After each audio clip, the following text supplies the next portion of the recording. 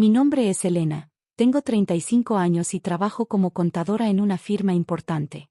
He estado casada con Daniel durante 8 años, y nuestra vida había sido relativamente tranquila hasta hace unos meses, cuando todo cambió drásticamente. Mi suegro, Roberto, era un empresario exitoso que había construido un imperio inmobiliario desde cero.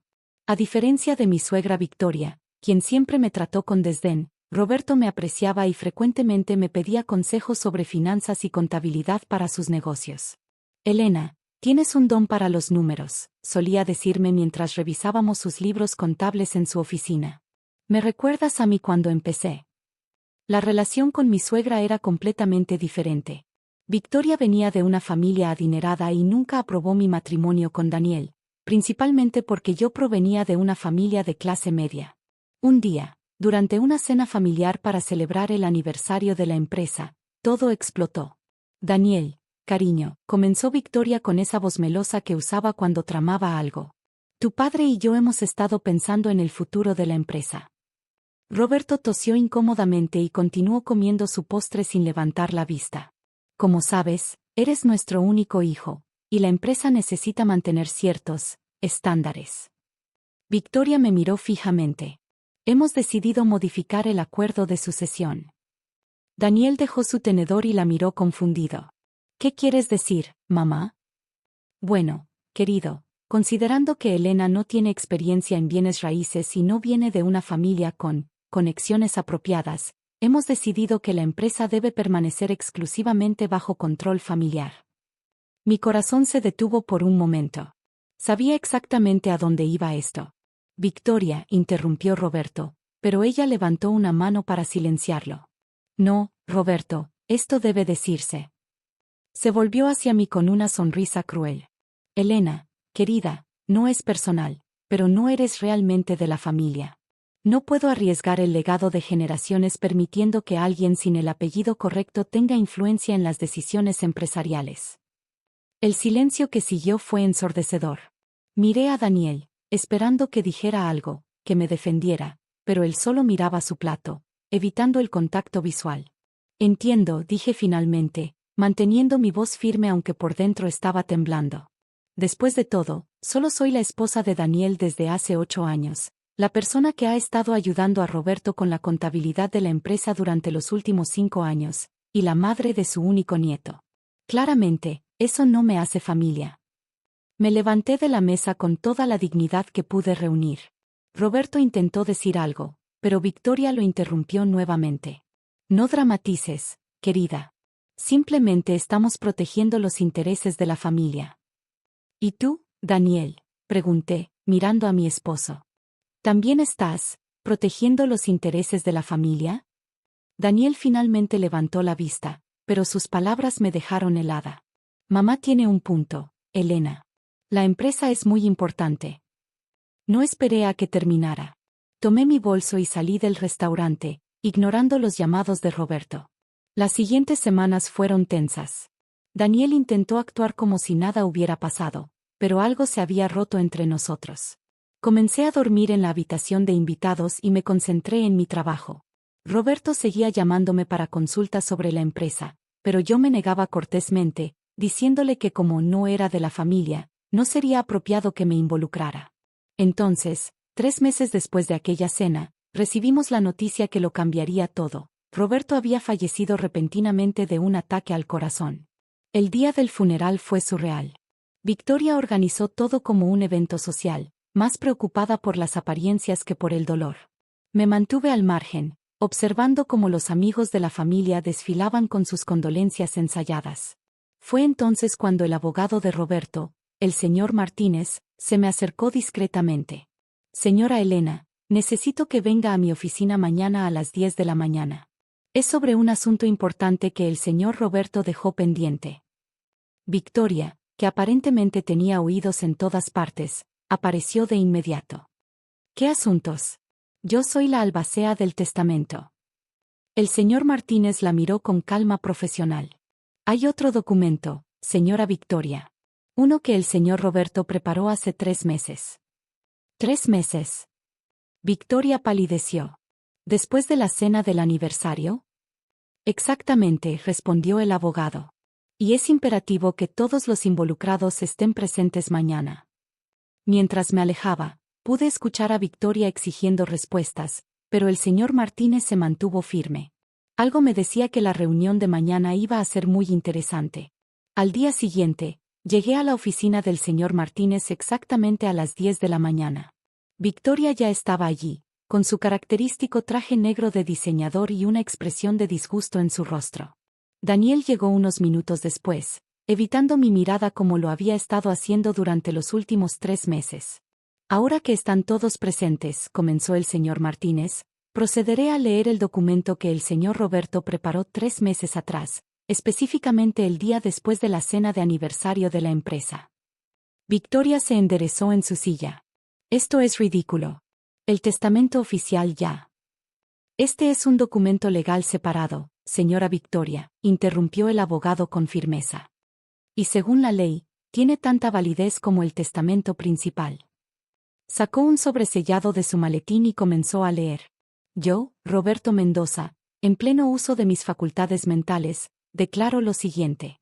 Durante los últimos 5 años, he observado cómo mi nuera, Elena García, ha demostrado no solo una extraordinaria capacidad para los negocios, sino también una integridad y dedicación que van más allá de cualquier apellido familiar. También he sido testigo de cómo mi esposa Victoria ha intentado sistemáticamente menospreciar y excluir a Elena, culminando en el vergonzoso incidente de la cena de aniversario, donde mi silencio me convirtió en cómplice de una injusticia que no puedo permitir que continúe. Por lo tanto, establezco lo siguiente. 1. El 40% de las acciones de Inmobiliaria Mendoza serán transferidas directamente a Elena García, junto con un puesto permanente en la junta directiva. 2. Otro 40% permanecerá bajo el control de mi hijo Daniel. 3. El 20% restante será dividido entre obras de caridad seleccionadas por Elena. 4. La mansión familiar, contrario a lo establecido en el testamento principal, será vendida y las ganancias distribuidas entre los empleados que han trabajado en la empresa por más de 5 años. Además, nombro a Elena García como CEO interina de Inmobiliaria Mendoza por un periodo de 2 años, durante el cual deberá implementar los cambios necesarios para modernizar la empresa. Victoria se levantó de un salto, su rostro rojo de ira. Esto es absurdo. Impugnaré este documento. Puede intentarlo, respondió el señor Martínez con calma, pero le advierto que el señor Roberto fue muy meticuloso en asegurar su validez legal. Además, añadió, sacando una USB, dejó esto. Conectó la USB a su computadora y giró la pantalla hacia nosotros. Era un video de Roberto, grabado en su oficina. Si están viendo esto, comenzó Roberto en el video, significa que ya no estoy con ustedes. Victoria, sé que estarás furiosa, pero durante años has permitido que tu obsesión por el estatus social nuble tu juicio. Elena no solo es familia, sino que es exactamente lo que la empresa necesita para sobrevivir en el mundo moderno. Se giró ligeramente en su silla. Daniel, hijo mío, tu silencio durante la cena me demostró que aún no estás listo para liderar. Necesitas aprender que ser un líder significa defender lo que es correcto, incluso cuando es difícil. Especialmente cuando es difícil. Y Elena, su voz se suavizó, lamento no haberte defendido esa noche. Pero espero que este legado demuestre lo mucho que te valoraba, no solo como nuera, sino como la hija que nunca tuve. Victoria salió furiosa de la oficina, azotando la puerta. Daniel se quedó sentado, pálido y en silencio. Hay más, continuó el señor Martínez. El señor Roberto dejó instrucciones específicas sobre la reestructuración de la empresa, basadas en las recomendaciones que Elena había estado haciendo durante años. Mientras el abogado continuaba explicando los detalles, mi mente daba vueltas. Todo el trabajo que había hecho, todas las sugerencias que había hecho para modernizar la empresa, Roberto las había escuchado y documentado. Elena, Daniel habló por primera vez, su voz temblorosa. Yo, no sé qué decir. Lo miré fijamente. No necesitas decir nada, Daniel. Tu silencio durante estos meses ha dicho más que suficiente. Me volví hacia el señor Martínez. ¿Cuándo puedo comenzar? Inmediatamente, respondió. De hecho, el señor Roberto dejó una carta sellada para el consejo directivo, que debe ser abierta en la primera reunión bajo su liderazgo. Asentí, sintiendo una mezcla de emociones, gratitud hacia Roberto, determinación para honrar su confianza, y una triste claridad sobre mi matrimonio con Daniel. Mientras salía de la oficina, mi teléfono comenzó a sonar. Eran mensajes y llamadas de Victoria, sus amigos del club de campo, y varios miembros de la familia Mendoza. Los ignoré todos. Tenía trabajo que hacer, y por primera vez en mucho tiempo, sabía exactamente por dónde empezar. La primera semana como CEO fue intensa. Victoria había iniciado una campaña de rumores en el club de campo, diciendo que yo había manipulado a Roberto en sus últimos días. Mientras tanto, Daniel alternaba entre intentos de reconciliación y quejas sobre cómo yo estaba destruyendo a la familia. El lunes siguiente, convoqué mi primera reunión con el consejo directivo. Los miembros del consejo, todos amigos de Victoria, me miraban con una mezcla de desdén y curiosidad. Antes de comenzar, anuncié, hay una carta de Roberto que debe ser leída. Le pedí al señor Martínez que procediera. Estimado consejo directivo, comenzó a leer, si están escuchando esto, significa que Elena ha asumido su posición como CEO. También significa que es hora de que sepan la verdad sobre el estado real de Inmobiliaria Mendoza. La sala quedó en silencio. Durante los últimos 3 años, la empresa ha estado perdiendo mercado frente a competidores más modernos. Nuestro modelo de negocio tradicional está obsoleto, y las sugerencias de Elena para digitalizar nuestras operaciones y expandirnos hacia el mercado de bienes raíces sostenibles fueron sistemáticamente ignoradas por este consejo, principalmente debido a la influencia de mi esposa. Varios miembros del consejo se removieron incómodos en sus asientos.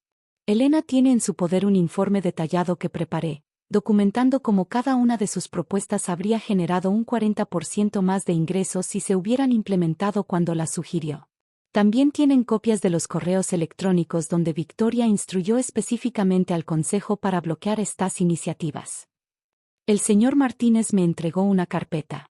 La abrí y comencé a distribuir copias del informe. Como pueden ver, continué, el plan de modernización que implementaremos no es nuevo. Ha sido meticulosamente analizado y refinado durante años. La única diferencia es que ahora tengo la autoridad para ejecutarlo. Esto es un ultraje, exclamó uno de los miembros del consejo, amigo cercano de Victoria. No puedes simplemente llegar y cambiar todo. En realidad, sí puedo, respondí con calma. Y aquellos que no estén dispuestos a adaptarse al cambio son libres de presentar su renuncia. 3 miembros del consejo renunciaron ese mismo día. Fueron reemplazados por ejecutivos jóvenes y dinámicos que había estado observando en diferentes empresas del sector. La transformación de Inmobiliaria Mendoza comenzó inmediatamente. Implementamos un sistema de gestión digital completo, lanzamos una división de desarrollo sostenible, y establecimos un programa de capacitación para todos los empleados. Victoria, por supuesto, no se dio por vencida fácilmente.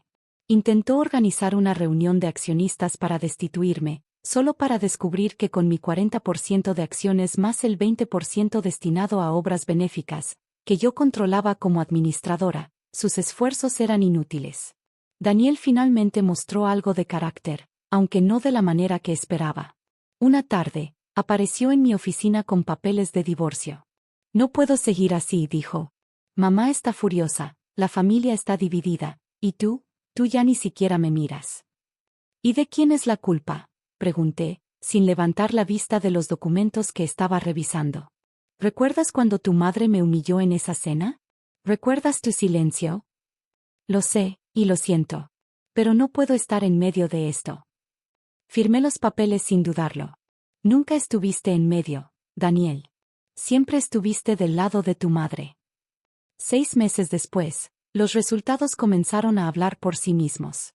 La nueva división de desarrollo sostenible había atraído a inversores internacionales, y nuestro sistema de gestión digital había reducido los costos operativos en un 35%. Victoria vendió sus acciones y se mudó a Europa. Daniel renunció a su puesto en la empresa y abrió su propia agencia inmobiliaria pequeña. Me enteré que está saliendo con la hija de uno de los amigos de su madre, una socialité que cumple con todos los estándares de Victoria. En cuanto a mí, la mansión familiar se vendió como estableció Roberto, y las ganancias se distribuyeron entre los empleados leales. Compré un apartamento moderno cerca de la oficina y establecí una fundación en nombre de Roberto para ayudar a jóvenes emprendedores de familias de clase media. Un año después de asumir como CEO, Inmobiliaria Mendoza fue nombrada una de las empresas más innovadoras del sector.